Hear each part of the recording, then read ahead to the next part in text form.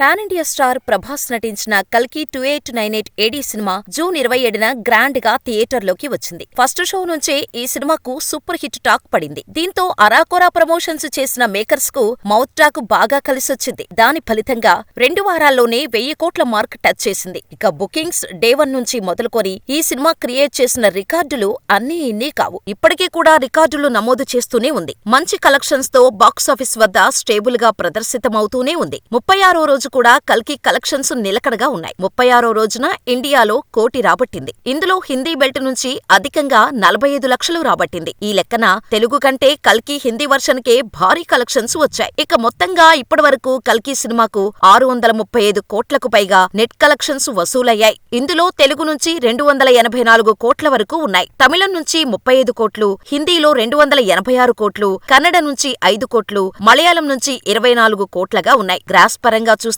1200 mark touch చేసింది. 700 కోట్ల budget తో తెరకెక్కిన ఈ సినిమా 372 కోట్ల బ్రేక్ ఈవెన్ టార్గెట్ తో బాక్సాఫీస్ బరిలోకి దిగింది. ఇప్పటివరకు కల్కికి 161 కోట్లకు పైగా లాభాలు వచ్చాయి. ఇదిలా ఉండగానే ఆగస్టు 2 నుంచి ఇండియాలోని ఏ థియేటర్లోనైనా కల్కి సినిమాను కేవలం 100 రూపాయలకే చూడొచ్చు. 1 వారం పాటు ఈ ఆఫర్ వర్తిస్తుందని మేకర్స్ తెలిపారు. ఏదేమైనా మరో 2 వారాల వరకు కల్కి జోరు తగ్గేలా లేదు.